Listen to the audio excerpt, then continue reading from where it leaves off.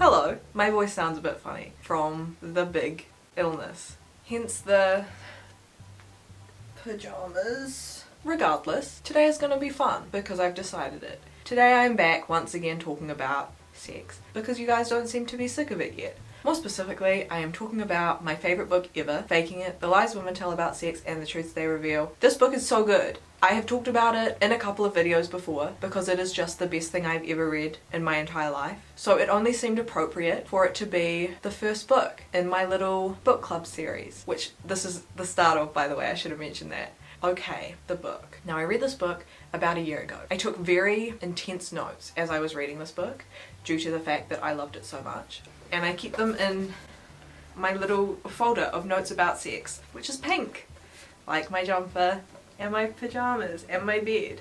Guess what my favourite colour is? I don't know how the law works in terms of talking about things that are written by other people. I'm sure I'm allowed to do this, I don't think it's illegal. I am just gonna say, please read this book. It is so good. And then, please come and talk to me about it.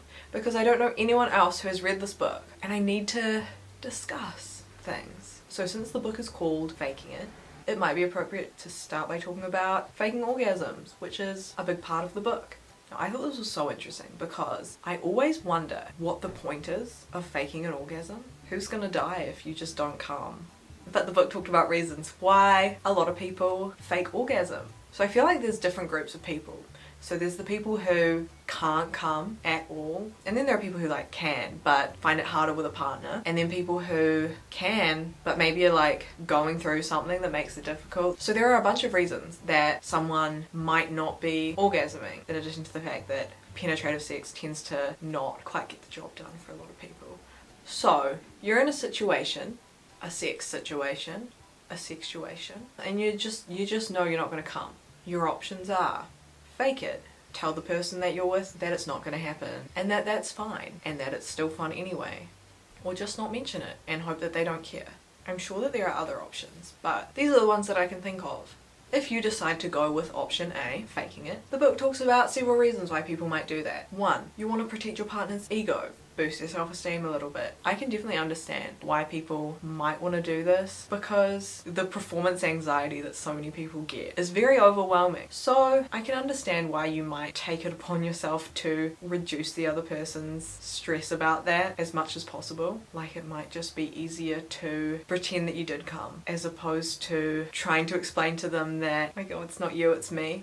Or maybe that it is you. I'm sure that sometimes it maybe is. If you've ever been in a situation of having to explain to someone that you're with that it's just not gonna happen, like it makes sense. I think especially males with a very fragile ego might take it personally and see it as some sort of failing on their part and then maybe turn it into a sort of competition. Doesn't feel like the right word, but I can't think of a different one.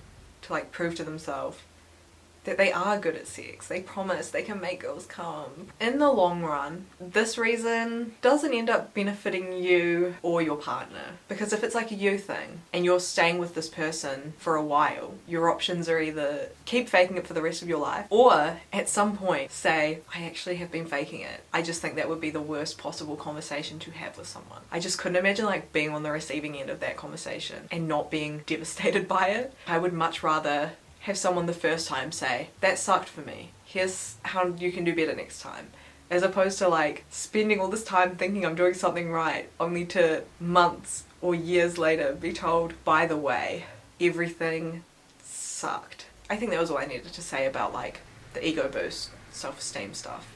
So we'll move on to the second reason in the book for why people might be faking it, that it is part of the script. I loved this as an idea. I talk about this in my video that I've just done on casual dating and hookup culture, go watch that, because I think that this is so real. The issues with the script in dating and sex is so set in its ways and so hard to deviate from. And that's not even getting into the fact of it being super heteronormative and annoying. But yes, the script. So if you go into sex with this timeline of events leading up to the end where you both come, it kind of makes it difficult. If I am not gonna finish the script, they're gonna fire me from the movie, which would suck. And then, no, don't even wait. Hold on.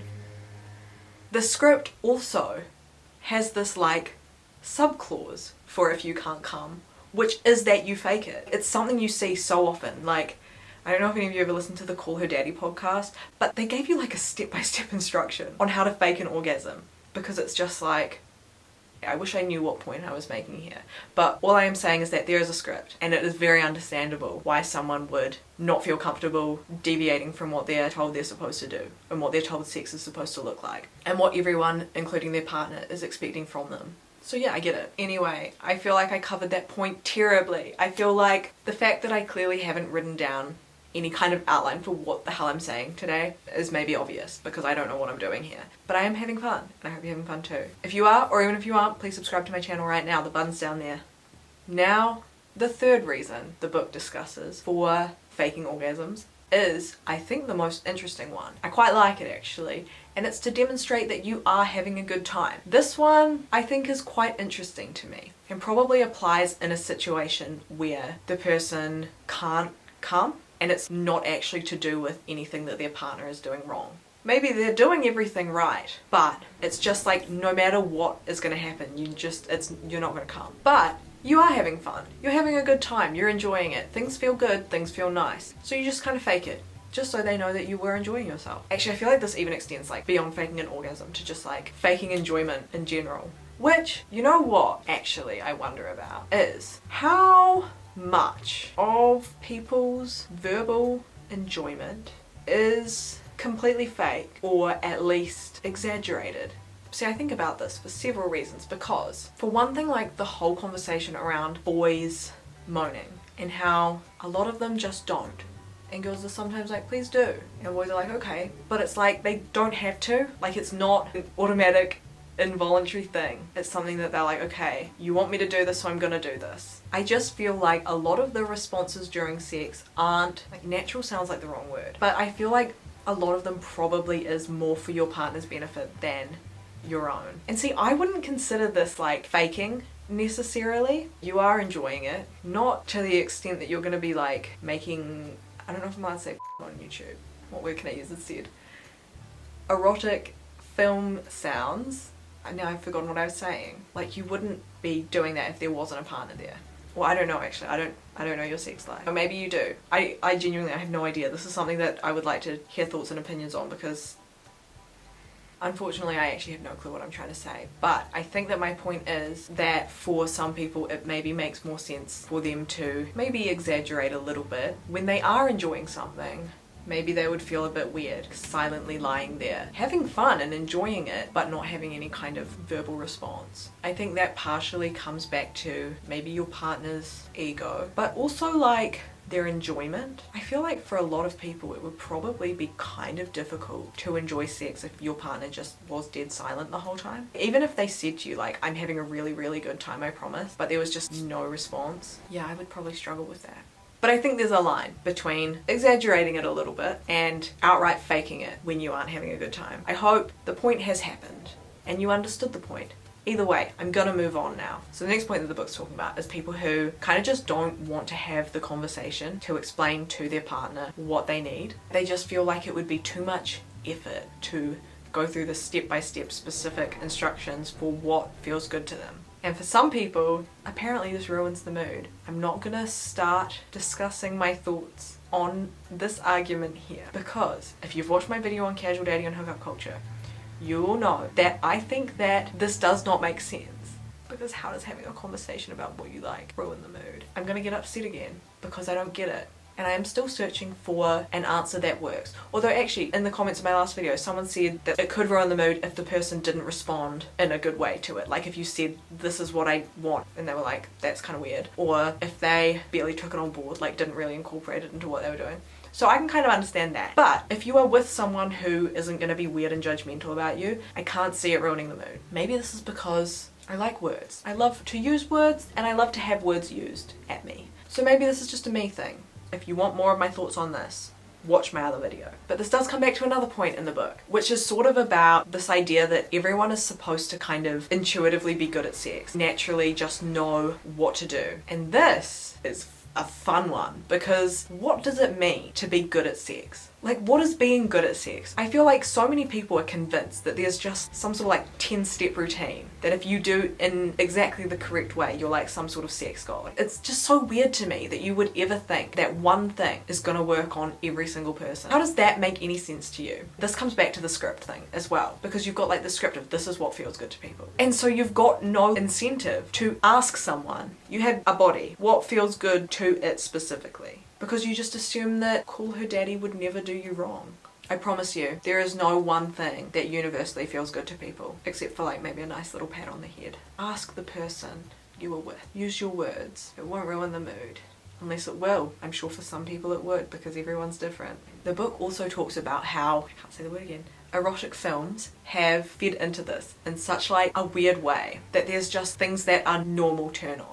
And it's so interesting to me because I never thought about it this way before. When you're developing your own sexual interest, it is so influenced by what other people think is hot, because you go on erotic film websites and the top videos are all like what everyone else is liking, or the categories are literally just a list of this is what other people think is hot, so here are your options. Like sex, I just feel like it's something you're supposed to learn within yourself, as opposed to sitting in the classroom that is the internet and being fed these instructions and ideas. And I think this comes back to what I feel like is one of the biggest ideas in this book, that people don't see sex as an activity that you do with someone. They're seeing it as putting on a show with or to or at someone, which is frustrating, because I feel like back when sex was like, you know, you only did it with someone like special, or like, I don't know, whatever, I wasn't alive. I don't know, I feel like the level of intimacy that used to be involved kind of made it more of a experience that you were having together, as opposed to like now where you're just kind of expected to know what to do and how to do it well. That it's not really any kind of process of exploring or learning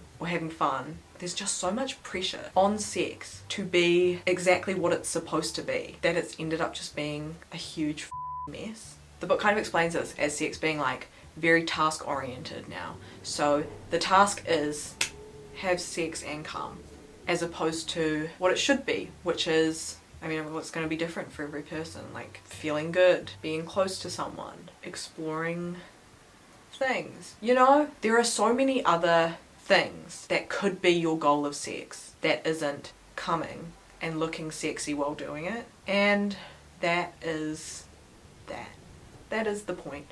There were so many other things in this book that were so fantastic. I need you all to read it, and then come to me, come talk to me about it, and about your thoughts and about your opinions, and whether you hate me and disagree or don't. Either way, I'm begging you, read the book. It's so good. Wait, I'm gonna look at my notes, see if there's anything else urgent to say. Did I mention anything about partners seeing your inability to come as a challenge? Because that is so real and so annoying. The responses I normally get are like, oh sweet, I don't even have to try then. Or like, I'm built different, I'll make it happen, which is so annoying. And it just puts all the pressure on, which is like the last thing that you want if you're trying to make someone come. Is you don't want to be like, I'm gonna do it, it has to happen, you're gonna come right now. I promise you that that is not gonna help. There are other things. One last thing, she talked about how having sex with strangers is just like inherently hotter, because I mean, like, there's the novelty of it, and then like caring less about maybe what this person thinks of you. It sort of ends up being this comparison between someone new being kind of like hot sex, where it's like new but maybe not great, because this person doesn't really know you or what you like, so unless you're actively communicating that from the very beginning, versus like when you've been with someone a while and like the novelty's kind of worn off, but they at least know you and what you like, unless of course you've been faking it the whole time, in which case that was a really interesting choice that you made to do that. I don't have anything to add to this, I just thought it was an interesting thought, which you can read more about if you read the book. Go read the book, go read the book, please go read the book. Okay, that is all, I believe. I really hope that this video isn't as bad as I felt like it was. If it was, oops, sorry. Either way, something's gonna happen. Like the video, comment something about something. Literally the conversations that people had with me about my video on hookup culture were so fun and interesting, and I want more of that, please. Whoever you are, whatever your thoughts are, agree or disagree, come to me and come tell me things, say things. Subscribe to my channel, like this video, share it with your friend, share it with your partner, share it with your neighbor, and read the book. Okay, that's it, I'm gonna go now. Have a good week. Stay warm and stay safe. Okay, love you, bye.